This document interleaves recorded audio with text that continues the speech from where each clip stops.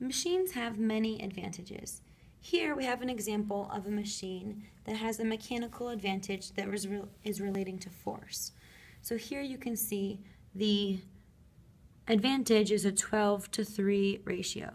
A 12:3 ratio where my output force is compared to my input force. The output force is what's coming out of the machine, or what the machine's doing. So the machine, in this case a lever, is lifting up some object over here, and that's what the result is. That's what we're getting out of the machine. The input force is what we're putting into the machine. And you can see that this person is putting in their own weight to cause this lever to move down so that the rock can move up.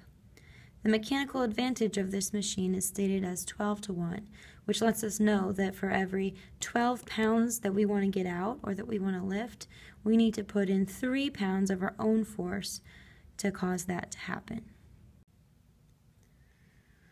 Alright, what if I have the same machine, but this time I want to lift something bigger? So let's say I would like a large object, and now I want to ask myself, how much force must I put into the machine in order to lift a 60-pound object? Well, I can figure this out with a method called the table method. If I want to make a table, I can compare my output force and my input force. And then go ahead and carry out a table. If I do this, I know that my ratio is 12:3 still. But now I can go ahead and expand it even larger. I can say to myself, well, what if I did instead of 3 pounds, 6 pounds?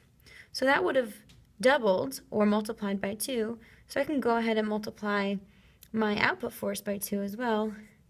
So I can see that if I wanted to lift something 24 pounds, I could do that with only 6 pounds of force. And I'm keeping an equivalent ratio because I just multiplied both by 2, both the numerator and the denominator, or both parts of my ratio. I could do this again, but this time, what if I took my input force and now, let's say I multiplied it by 3? Well, my output force multiplied by 3 would be 12 times 3 is 36, and my input force multiplied by 3 would be 9. So I'm keeping the proportions. It's still 12:3 each time. It's just growing each time by a different factor. What if I did by 4? 12 times 4, I could lift 48 pounds, a 48-pound rock, with 12 pounds of my own force. And then again, I can keep going. 12 times 5 gets me 60 pounds with using 15 pounds of force. Pretty cool.